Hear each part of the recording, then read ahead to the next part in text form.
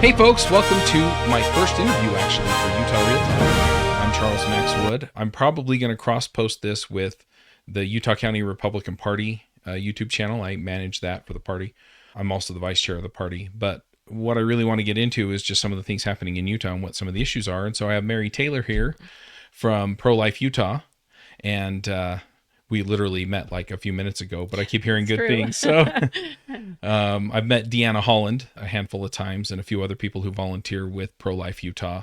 And I think what I really want to kind of put forward, and then I'll let you introduce yourself, is that initially when I heard of ProLife Utah, I was like, well, of course there are people that are, fighting on the abortion issue. But what really stuck out to me was, as I talked to people, a lot of the focus was, we're helping these moms figure stuff out, right? Yeah, exactly. So we've got these moms, they're kind of in a tough spot. They're not sure what to do. They're trying to figure out, they're even considering abortion because they just don't have great options.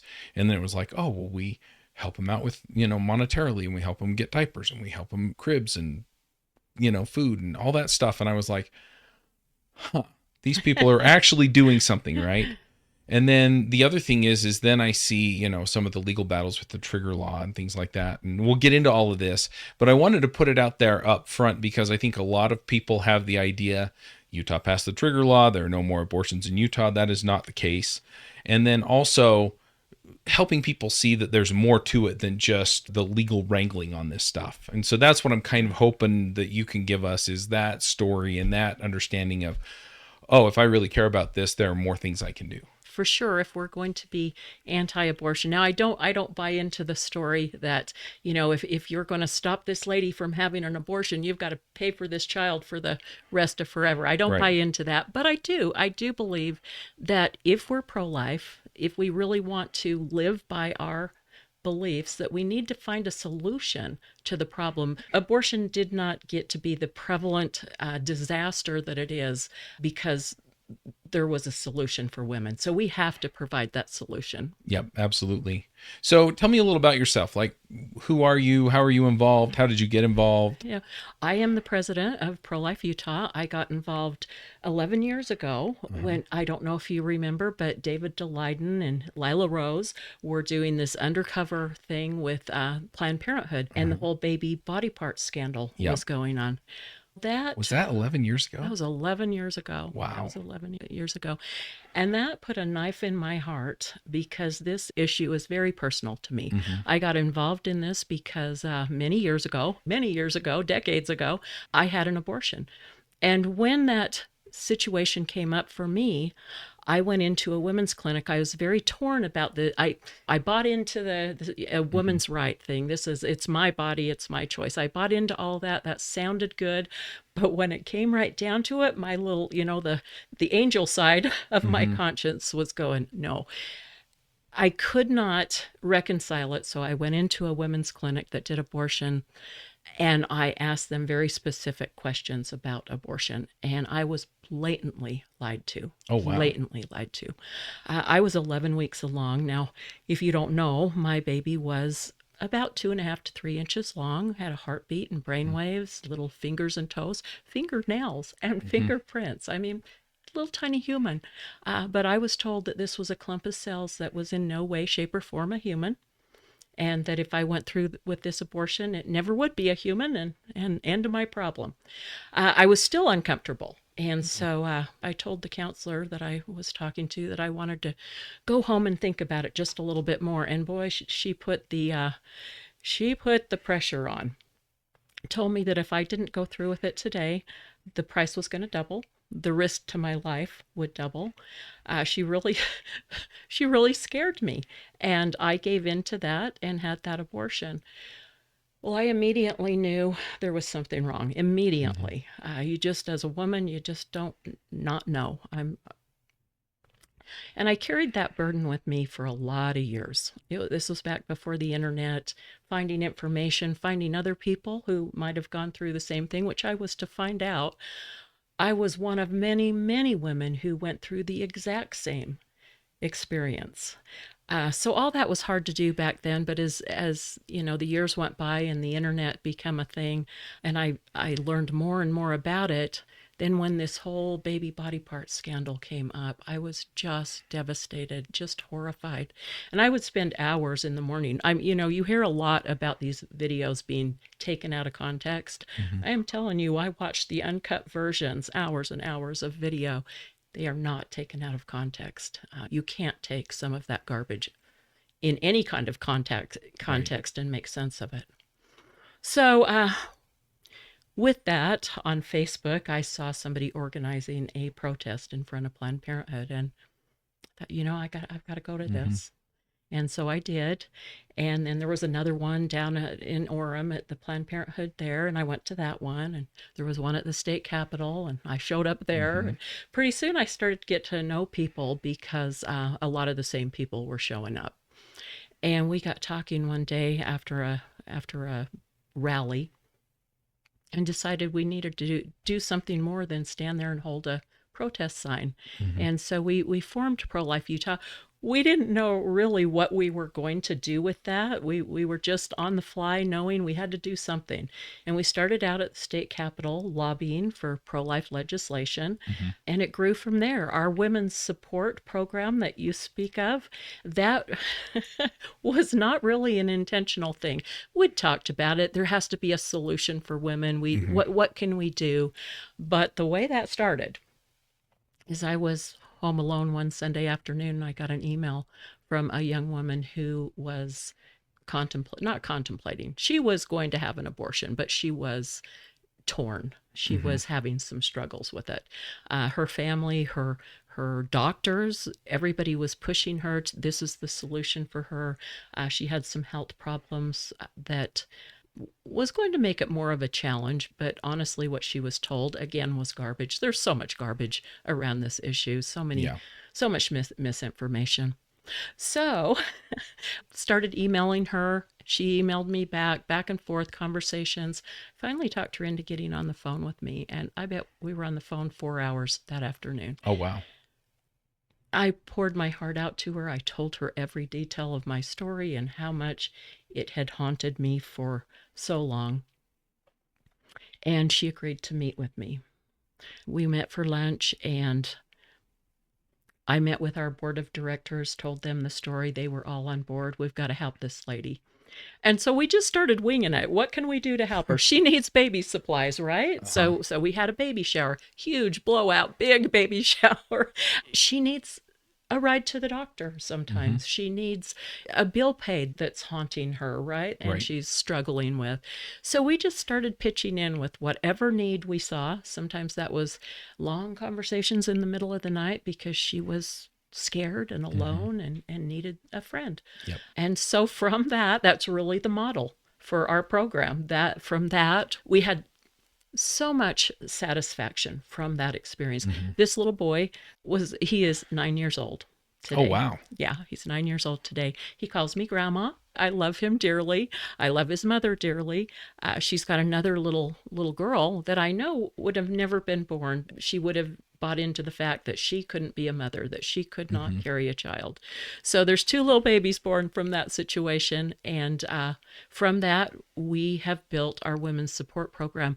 We are just coming up on our 500 baby save right now. We Wow. are we are within one or two within any day now. We will be 500 baby saves since we started this program. That's amazing. Yeah. That's absolutely amazing. I'm also curious, and maybe this is a personal question, but have you had kids since Yes. then? Yes. Okay. I have one daughter who's the light of my life, my Uh-huh. my absolute pride and joy. I have two grandkids. Yeah. We're just kind of getting to that point now. I have a son on an LDS mission and a daughter who's about to go, but she's got a pretty serious boyfriend. And so within the next few years, I think we're probably looking at grandkids, but Well, I will yeah. just tell you, I had no idea how absolutely fantastic it would be to be a grandma. Hmm. It's Yeah. just the best. Yeah. So just hearing your story, I mean, I'm usually smiling and nodding, and I stop smiling and stop nodding because I'm it's sorry. no, but I don't think people really understand. You hear about it as kind of this abstract idea that we fight over. We're Republicans, and Right. we're pro-life, and they're Democrats, and they're not pro-life. And I know people on both sides of the political aisle that, have differing opinions from, I guess, their traditional political party stance. But it's so different when it's a human being, right? When you see, I mean, even your story, it's, or this mom that, that you helped out, or the other 400 and something moms that you've helped out, right? It's, to me, that was where things changed as far as when I was seeing it, because it was something that I'd always heard about, but nothing that I had ever actually had any kind of experience with. And then hearing, we're giving these moms options. Yeah. Yeah. It is an abstract idea. I mean, back when I was deciding that, I was pro-choice as a teenager, it was totally theoretical, and I was all for women's empowerment, a woman's right? I was all for that. But that's a far cry from the reality of what it is. So I guess one thing that I'm wondering, because I have daughters, I have 3 daughters, and I feel like they, they kind of pick up some of their beliefs on things from my wife and I. But how do we counter that? Like, how do we help people understand what's really going on there? In my opinion, the biggest argument, the biggest piece of knowledge that a young woman, a teenager, needs is that development of that baby. I fell for that story that this was a clump of cells the size of a pencil point. Anybody with any basic knowledge of human development would know that that wasn't true. I did not know that. Right. And as soon as you start looking into that and exploring that and just following the developmental milestones, you cannot deny the humanity of that child. Right. So I think I didn't do this with my daughter, but if I were a parent again, that is exactly where I would go, is let's talk about how a human becomes a human, right?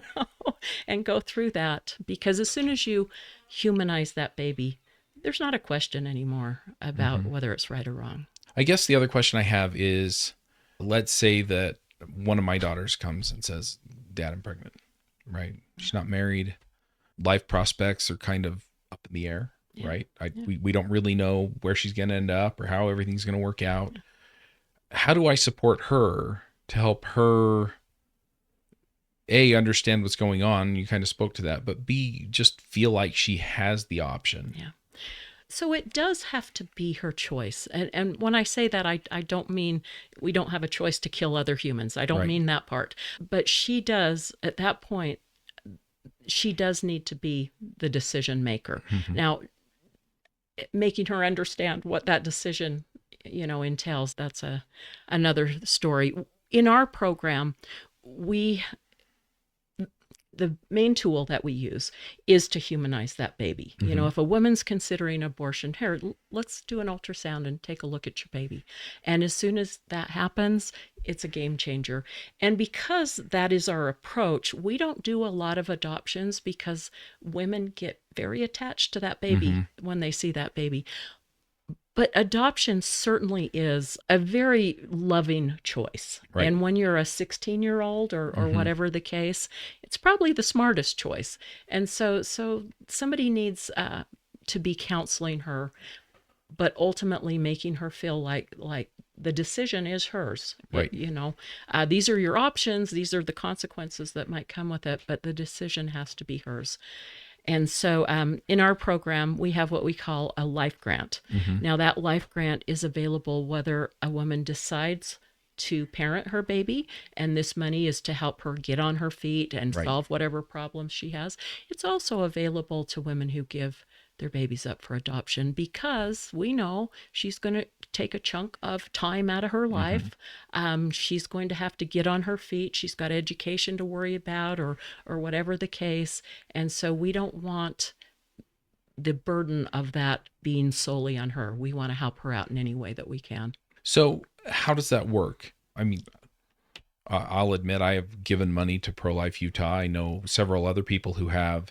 Right. And then, we hear about some of the help that's given, but how does the program actually work? Yeah. So when a woman is considering abortion and we get her to give us a chance, right? We do the ultrasound, we do some counseling about where she's at. Hang on. It has never done that to me before. Oh, no.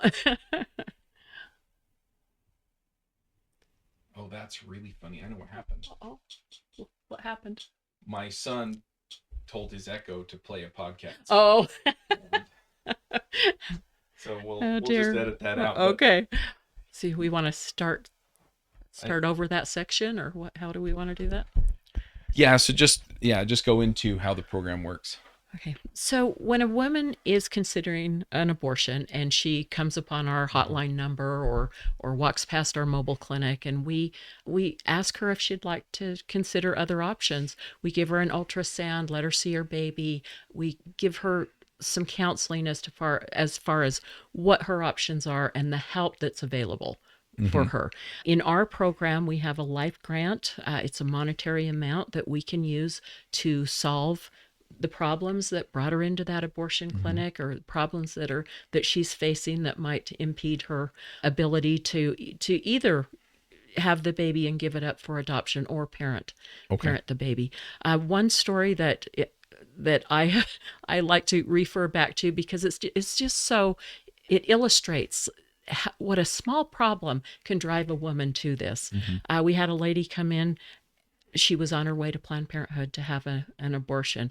She told us she had just found out she had a $900 car repair bill, and it was the final straw. She'd had some other things in her life, but this $900 car repair, it was more than she could deal with, and so she was going to get an abortion.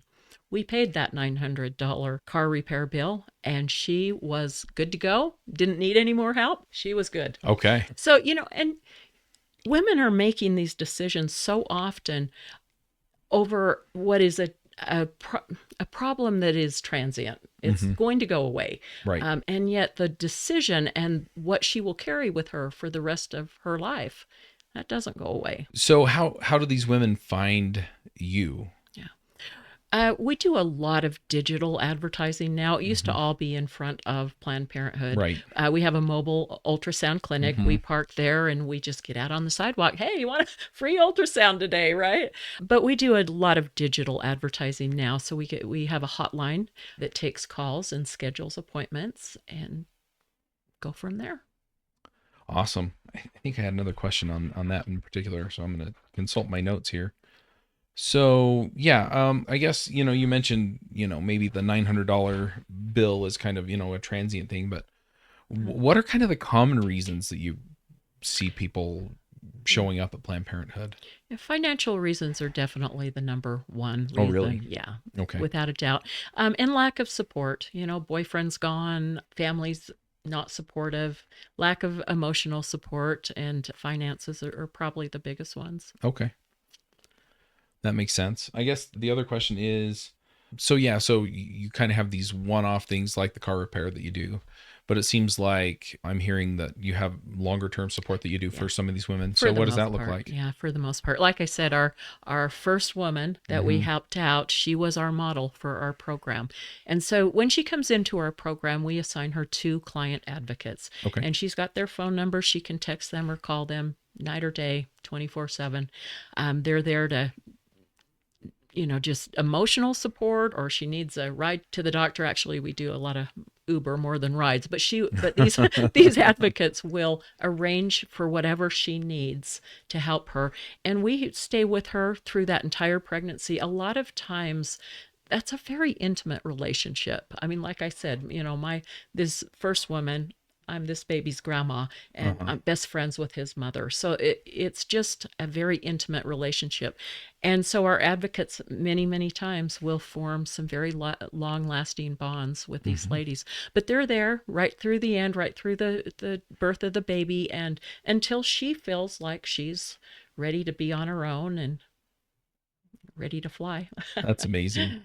I also have to ask, I keep hearing from some of your other volunteers about the big baby showers you have, right? And it's Mama B and Mama F and Mama, right? And granted, fine, they deserve their privacy, but and it's we gave away so many cribs or so many diapers or whatever. And so how do those go? They sound like fun, actually. They're a lot of fun. They are a lot of fun. I will tell you, we started out with one mom. Uh-huh. And then, the next year we had a couple, and I think we had 5, and then we had 25. I don't remember exactly, but we started growing at such a phenomenal rate. It was just crazy. And we got to a point where we just couldn't do, I mean, we'd be doing 3 baby showers a week, Hmm. yeah, I mean, it was crazy. It was unsustainable. So what we do now, we call it a mini shower or a shower delivery. Her advocates will deliver these baby supplies to her. They might bring some cupcakes or whatever, and they'll open the gifts. We still wrap everything up like, That sounds fun. yeah, it is fun. It's fun. It's a little more private, a little smaller. If we feel like a woman is really struggling and needs a little extra emotional support, we still have baby showers, just not for every single woman Right. anymore. Yeah, that's awesome though. And see, this is the other piece of this, is that this is the happy side of this Yeah, work, right? yeah, yeah. So I'm wondering how you fund all of this. We have a lot of individual donations. We Hmm. have a handful of grants. We get an appropriation from the state of Utah. Okay. So it's always, funding is always the biggest challenge. Yeah. And the faster that we're growing and the more women we're trying to support, the bigger challenge that is. But so far we haven't had to turn anyone away. Oh, well, that's great. That's awesome. I also remember hearing about your van. Yeah. So what's the story behind getting the van? Because it seemed like it was this milestone that you all had been working for forever, and then you had the van and you were able to go and, do the ultrasounds wherever these women were, or go sit in front of Planned Parenthood. It was totally a God thing. I'm just telling you. It was something we wanted, but something we saw as so far out of reach. We didn't Hmm. realistically think we could possibly. Those vans were Oh yeah. $180,000 back then. I don't know what they're selling for now, but back then. And we just come upon a deal, an incredible deal, and jumped on it, Hmm. and here we are. So do you take it around places, or? So we mostly park in front of Planned Parenthood. I Right. mean, that's where women who are having an abortion are going to Hmm. be, in front of an abortion clinic. So for the most part, that's where we park. And I'm also curious, because I know that sometimes, yeah, there are protests or even just people, volunteers out in front of Planned Parenthood offering options to people. What kind of reception do you get? Yeah. There are different groups with different operating agendas, right? We Hmm. we have a lot of 40 days for life just praying in front of the clinics, and Hmm. that's extremely helpful. We feel like those prayers are coming our way for sure. There are some that are, I think everybody in front of the abortion clinic, their intentions are good. Some of the methods are a little more vocal and a little bit more, when you get 3 groups in front Hmm. of Planned Parenthood at the same time, sometimes we kind of butt up against each other. So Right. we try to differentiate ourselves, that we are not shaming women in any way. We're offering help, and as long as we can do that, I think the reception has been very good. Okay.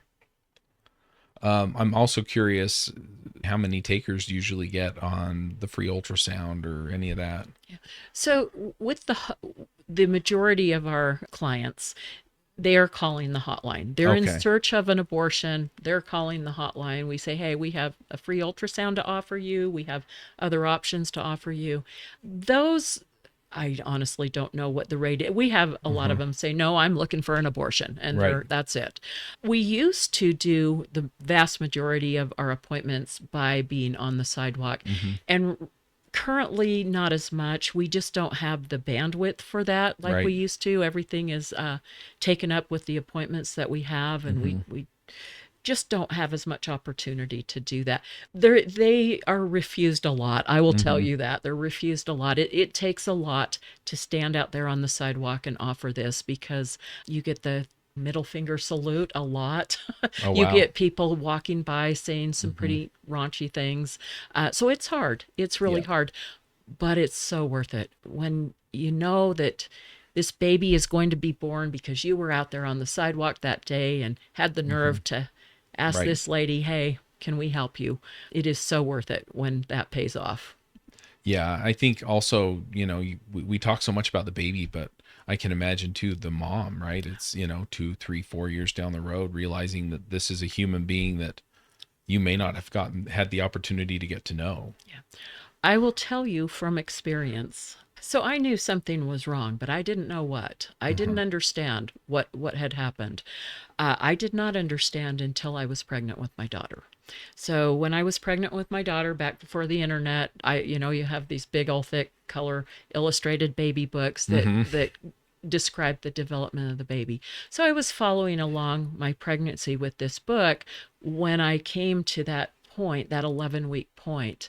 And at first I wasn't considering my abortion. I wasn't thinking about it. I was really truly in awe of what a miracle was going on inside of me. Hmm. And when it hit me, that was the point at which I had had an abortion. It is, you cannot even describe how devastating that is to come to that Right. realization and that understanding. And then to struggle with the guilt and the remorse and the regret for years and years and years, and it never goes away. It just never goes away. I will tell you, there was a point in my life where I was as close to suicide as I ever would want to be. Oh, wow. Down on the bathroom floor in a pool of tears, just not thinking I could get up and go on with my life.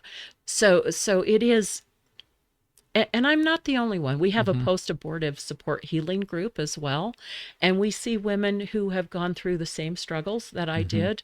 Women handle it differently. So I have acquaintances who handle it in a defensive way, but you Hmm. can you can see the pain that Yeah. it has caused.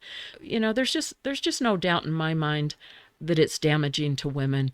I really believe women either are suffering the consequences of it now, or they will be at some point, because as soon as you understand the entire situation, you can't help but be devastated. You just can't.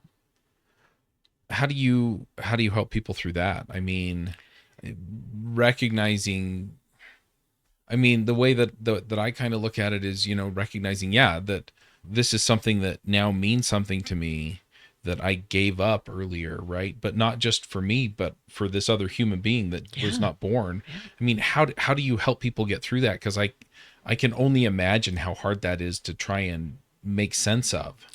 So we have a wonderful woman who runs our post-abortive support healing, and she's done it all. She's had a very similar situation to my own, and then she got pregnant again and was not in a good position to have her second child. Gave her second baby up for abortion or adoption, Oh, wow. excuse me. Gave her up for adoption, and just a beautiful story. A beautiful story. She still has some contact Hmm. with that baby and made such a difference in her life, and now she's got a family. So Hmm. she's done it all, and she can really relate to these women and really help them through it. Personally, I believe that God is the only way out of that. I was so certain that what I had done was so unforgivable. And I don't come from a real religious family. I don't have Hmm. a real religious background, but I was just so certain that that was the most unforgivable thing a person could do. To come to a place where I know that God knows my heart, and I have done everything that I can do to rectify, to, Hmm. repent for that. In my opinion, I'm certain I'm there. Other people have different experiences, but for the women that I know and for myself, I think God's just an integral part of that, of moving on. Yeah. Yeah. I can only imagine. Yeah. I just wanted to know. I have notes like on the, on these different programs, but then also, yeah, I just wanted to make sure I was thorough. But yeah, I've Sure. covered it all there. So, um, one thing I don't have on here. So, how involved are you guys in March for Life? We put on the Utah Okay. March for Life. Okay. Yeah, that is our biggest fundraiser. We put that on every year. We have so I have to tell you this story. So Deanna. Deanna's our Hmm. executive director. Right. Now I met Deanna at our first March for Life, and it was really Deanna's first March for Life. It happened like this. We had started loosely getting organized ProLife Utah in the summer, starting in about July. So in January, when the National March for Life was going on, Deanna contacts our organization and she says, "Hey, are you guys putting on a March for Life?" And we went, A march for what? It never occurred to us. It just never occurred to us. And so she says, hey, if you'll promote it on your social media, I'll put one on. And so our first March for Life was about 35 of us. Uh-huh. We marched up State Street together, and Deanna threw that together in 3 days. It was crazy. And so from that, I mean, that was what highlighted for me that Deanna had to be part of our leadership team. Right. And so she has basically organized every March for Life since. We've had over 2,000 people at our march. Yeah. Much bigger than our first 35 people march, but yeah, that's Yeah. So in my daughter's bedroom, there's a big yellow flag that says life on it, Oh, because yes, we went one yeah. year, and it was the 2020. It was during COVID, or maybe it was the 2021. car parade? Yeah. Oh, that was so much fun. So yeah, we're driving down State Street and honking our horn and waving great. at people, and people wave back sometimes with all their fingers and sometimes Yeah. with just one, and, But Yeah. I'm we met Burgess Owens because he was there. I'd met him before because I was involved in the party stuff, but he let her wear the Super Bowl ring and not me. And I was have a I was picture of me offended. with the Super Bowl ring on. Yeah, but I remember, I don't know if it was you or somebody else was on the radio. Yeah, it's me. And I mean, it was awesome, and just all those people out there just saying, hey, look, we believe in humanity of these babies, and yeah. Yeah, it's a great event. It's maybe contrary to what a lot of people think, it's a very family friendly event. Very, very. It's really wonderful to get together with like-minded people and share in that belief. So yeah, it's a great event. We love it. Yeah, we got chalk markers wrote on the windows. Oh, good. Oh yeah, we went all out. It was pretty awesome, and yeah, so kudos for that, because it's a great event. I'm also curious because you mentioned the National March for Life, and I know that there are national organizations. There are also other state organizations in other states. So do you coordinate it all with them, and do they look anything like what you're doing? We try to plan our March for Life right after the national one, but we don't really coordinate or Okay. yeah. Ours is ours and ours alone, really. I've always wanted to go to the national march. I think we're always so tied up with preparing for ours that I've never been able to do that. But when I retire, it's on my bucket list. Yeah. Yeah, I mean, I've seen some of the speeches there too, and it's like, wow. I mean, they have a ton of people there in Washington. Yeah. So yeah, it looks like quite the event there too. So outside of some of these events and helping the moms, which to me, honestly, it's interesting because I've gotten very involved in politics, but that's the part that really just hits me to the core is helping the moms. But let's talk about the political side of this for a minute. So you all do advocacy at the state capitol for abortion laws. What does that look like? I mean, we have a Republican supermajority, and so you would assume that this stuff just sails through, but it sounds like sometimes it doesn't. Yeah, sometimes it doesn't. Politics. There's all kinds of things involved. We do have a really good legislature. I really have to say that. Our trigger bill, for instance, that is in lawsuit right now, we were involved in that. We've been involved in pretty much every pro-life bill since 2016. Okay. So lots of ups and downs. Things don't always turn out like you think they're going to. The media got a hold of one of our bills and just absolutely there was no coming back from the bad PR from it. It was requiring women to have an ultrasound before having an abortion. And the media got a hold of that and started this ridiculous story that we were forcing women to have transvaginal ultrasounds. Oh, God. How do you, it wasn't true, Right. but how do you come back from that? Right. So it doesn't always go as planned. We've had a few failures, but we've had a lot of successes. We've implemented the informed consent laws, and that was because we had a few of our women go into Planned Parenthood posing questions to them, and what we uncovered was absolutely ridiculous. They were not following the law in any way, shape, or form. Women were not receiving any kind of informed consent before an abortion. Oh, wow. Yeah. And so we were able to pass some laws. We still think they skirt it. I mean, they, Right. I think Planned Parenthood looks at anti-abortion laws as just something to figure a way around. That's it, right? So we know that you can go on to the informed consent module and scroll through that information without reading it. Right. We know that happens.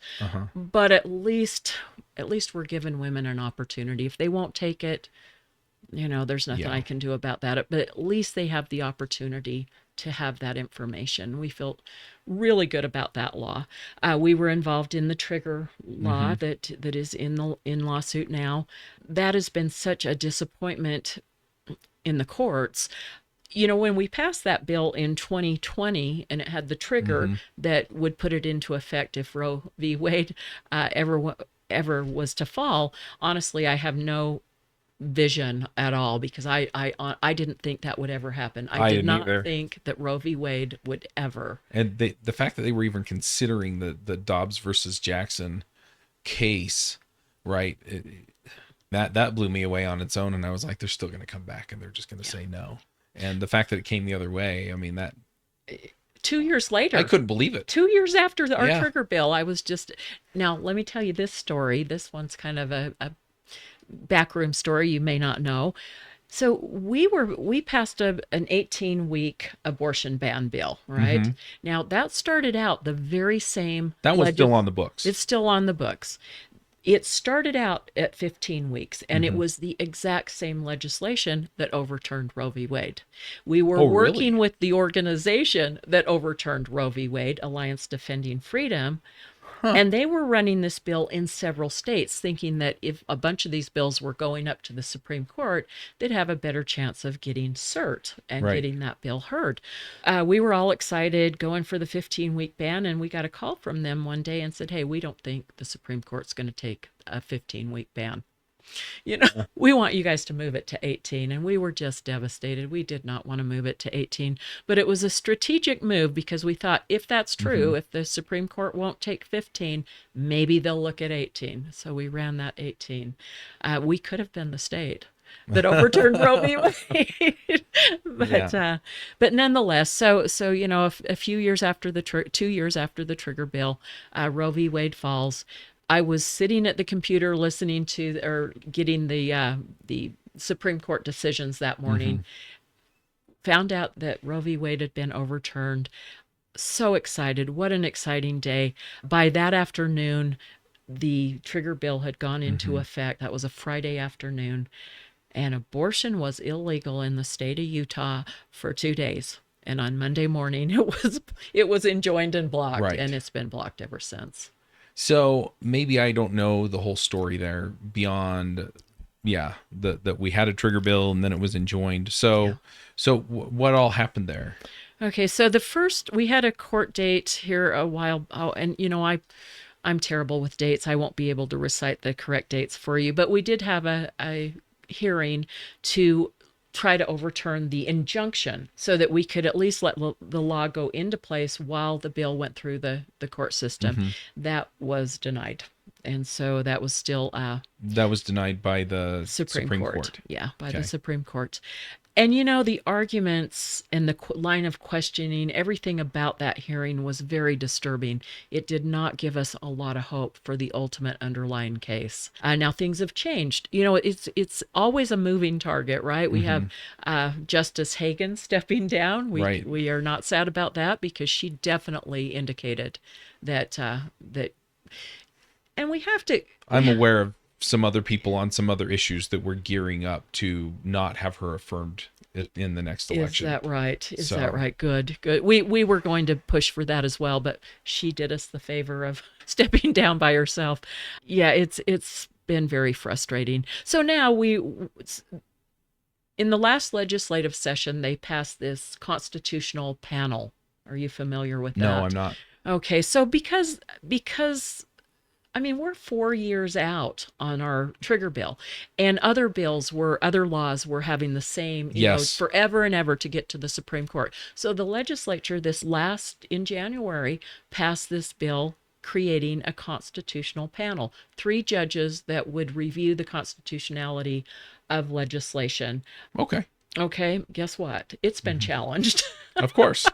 So our trigger law had been moved to this constitutional panel to be able to try to get it through faster. Now Right. it's been enjoined. Uh-huh. It's on hold now. And so it is just one delay after another after another. Mhm. And Planned Parenthood is loving it because I mean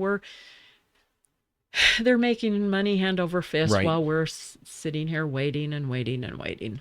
So, what is the argument against the trigger law? What is the case that they're making that it's unconstitutional? And that's ridiculous as well. Planned Parenthood is trying to make a case for there is a right to abortion in the Utah Constitution.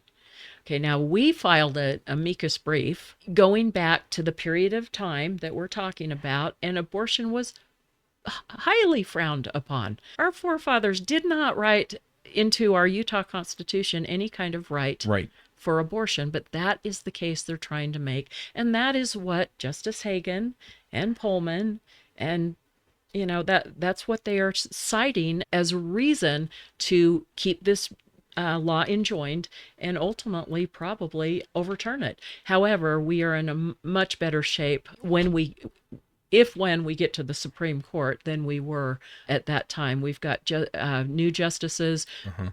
The legislature also passed a bill to add 2 justices. Right. So we'll have two new justices from that, a justice to replace Justice Hagan, Uh-huh. and hopefully we will be in a much better position for the courts to look at the reality of the situation, not trying to pull something out of thin air and make something that never was intended to be.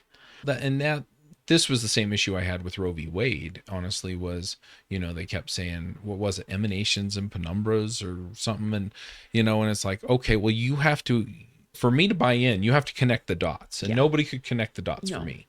And so to make the argument with the state constitution, it's the same thing. Yeah. It's like, okay, like they stretched privacy as far as they could get it. They stretched these other things, and it's okay, but because I'm very staunch on privacy in some of these things, but I don't see how they extend all the way to allowing a woman to kill her child. Right. Let me just put out a word of warning here. What we're seeing with our trigger law and the Utah Supreme Court is a warning to everybody about the ERA. Uh-huh. Everybody said that if the ERA was passed on a national level, that it would legalize abortion. And, of course, Uh-huh. what do you mean? The ERA doesn't have anything to do with abortion. Yes, it does. This is the exact same scenario. It is in our Utah Constitution, and I can't remember the wording at the time, but it's wording about equality. Uh-huh. That is what they are using to try interesting. to put this right to abortion into effect. Yeah, I'll have to look into that a little bit more, but yeah, as far as I can see, yeah, I mean, you're talking about 2 people. Yeah. And so Yeah. the rights extend to both people. Exactly. Let's see. So are there particular, we've talked about some of the policy battles that we've had. Were there any pro-life bills in the last session that you pushed through, or or other bills that you stood up against? Well, we've been in an interesting position for the last few years because of the trigger law lawsuit. Uh-huh. We passed a bill a few years ago that it was a bill banning abortion clinics, right? Mm-hmm. And you know what it did? It gave Planned Parenthood some ammunition for tying up our bill some more. So we have been very careful about the legislation that we've run since. And conferring with the AG's office this last session, we backed off a couple of things that we had wanted to do. So yeah, it's been a pretty bleak time for pro-life legislation. Okay. Is there anything that we, the people, can do to help with that, or is it just kind of the environment we're in right now? I think a lot of it is the environment. I think let's roll that back. Yeah, you can vote these judges out. You cannot retain these judges that are legislating from the bench. You can make sure that the people you send to the state legislature and to Congress have pro-life values and will stand up for these unborn babies and for this issue. Yeah. I think a lot of the speaking to the legislature in particular, I think a lot of that kind of vetting happens in the caucus and convention system. Yeah. Where we're actually going and asking them the questions. I just don't see anywhere else where that happens. But Yeah, I agree. It's such a powerful way to just sit down and go, okay, where are you on this? And then if you find out that what they said doesn't align with what they do, then you have that to come back the next time and go, look, you told us one thing, you did another, and and then you can find somebody you can trust. Yeah, for sure. So how have things changed post the Dobbs decision for pro-life Utah, outside of the trigger law and things like that? So I will tell you, I was on the steps of the Supreme Court the day of the oral arguments, and we listened to those oral arguments, and chills ran up and down my spine, and we pretty much knew then that this was going to happen. I said on the steps of the Supreme Court, I'm going to retire, and everyone laughed at me, and they were right. Yeah. The abortion numbers in Utah have just steadily risen. Things are worse than ever. It seems like it's I can't really explain it. It seems people want to fight. I don't know. Maybe I won't go there. It definitely has moved the needle in people's sorry. I'm sorry. I'm so sorry. I hope you can edit this out. I can definitely edit it. Now I've lost my train of thought. I flustered myself so bad. No, you're fine. What was the question? So how have things changed post Dobbs decision? Yeah, we're just really in a much worse situation. The abortion numbers have gone up. People are apathetic about it. I think a lot of people think that it solved the problem when it didn't. Mm-hmm. And so people are not as inclined to fight for it. I think now that they think there are protections in place, a lot of people have swung the other way. Mm-hmm. It's been very weird, but things are actually worse than ever. Yeah, to the people that are apathetic, I guess the way that I see it is that the Supreme Court have put it back in our ballpark, right? They did. Where getting it to pass federally I think it was basically impossible. Oh, definitely impossible. But at the state level, I mean, I can call my reps. I can drive to their houses in like 10 minutes, each one, right? And so for me, I'm just going, now we have the control. We can pick up the ball and run with it. And so that's what's encouraging to me about Dobbs. But yeah, I've talked to a number of people that are like, well, did they make that illegal? And I was like, yeah, but then the court made it legal again. Yeah. And there's some interesting things with it going back to the states. Like you may be following the abortion pill fight that's going on, the mailing of abortion pills. I was going to ask you about that and I missed it. Yeah, well, that's an interesting one because, when a doctor in New York mails an abortion pill to someone in Texas has lost its right to control abortion in their state. So it's an interesting battleground. It's going to be really interesting to see what happens.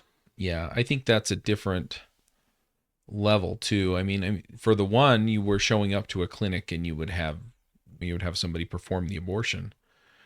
I mean, I try to imagine taking that pill and then delivering a partially formed fetus, a partially formed baby, and seeing, oh wow, this was not what I expected. Yeah, we've heard some absolute horror stories with the abortion pill. The abortion pill, it is our next battleground, and it's really a scary one. With the FDA looking at the mifepristone and thinking of controlling that or the mailing of it or whatever they do, the reality is that's really not going to stop medical abortions because they don't need that pill. The abortion pill procedure is 2 pills, mifepristone and misoprostol, and now they're talking about using misoprostol without the mifepristone. So the mifepristone stops the estrogen and starves the baby to death. The misoprostol flushes the baby, starts the contractions, and flushes the baby. They don't have to kill the baby before they flush it. So they can use that second drug first. And I have read articles of talking about doing that up to 22 weeks. Oh, wow. That's delivering a baby. Yeah. In your bathroom. Yeah. It's horrific to even think about. Yeah. Absolutely horrific. Yeah, I just can't imagine, oh, well, this did not go the way that I thought. No. And then I've heard some stories, none that I can really substantiate, but I've heard some stories of women having complications from the medicine as well. Yeah, I think there's a lot of complications. It's really weird how the abortion advocates will stand up and say there's never been a death from the abortion pill and it's perfectly safe. And yet, There's no medicine that's true of. exactly. But the fact of the matter is, they wouldn't know if there was or there wasn't, because Planned Parenthood instructs their clients to go to the ER if there's a complication. They don't come back to Planned Parenthood. Nobody's reporting that. Oh, wow. Yeah. Yeah. So it sounds like we still have some work to do. We have so much work to do. It's exhausting to even think about. So if we can just kind of wrap this up, I kind of want to get another story of a mom, because it's been kind of heavy. And then, Sure. and then I want to ask, what do you really wish people understood on this issue? So you want a story of a mom? Let's see. Let's think of one. Oh.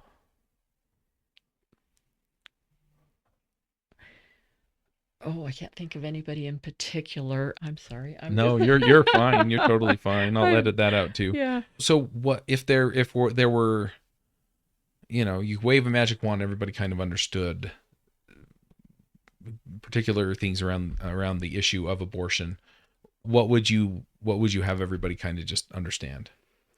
I think I would want everyone to understand that especially as pro-life people with strong pro-life convictions, we need to support women and understand the humanity of the baby. When you understand the humanity of the baby, it's a clearly defined line. We don't kill other human beings. But it's not that simple, because the women that are seeking those abortions, the things we see are just heartbreaking. The problems that women come in with, and we're always saying, boy, we thought we'd seen it all. And then here comes another problem. We're like, oh my gosh. Women aren't seeking abortions out of some kind of empowerment or any of this other baloney. They're seeking abortions because they're in a tough spot, and we need to be there and find solutions for that. Yeah. So what's coming next for ProLife Utah, besides more fights on some of these fronts? I think Utah is going to have to address the medical abortion issue right away. We want to be careful that we don't do anything to interfere with the trigger lawsuit as it goes through. I mean, it can't drag on forever. At some point, they've got to hear that. We would hope. You would think, right? We are 4 years in and no court date in sight.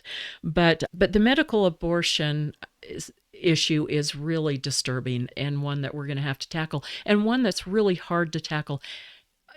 I'll tell you a story.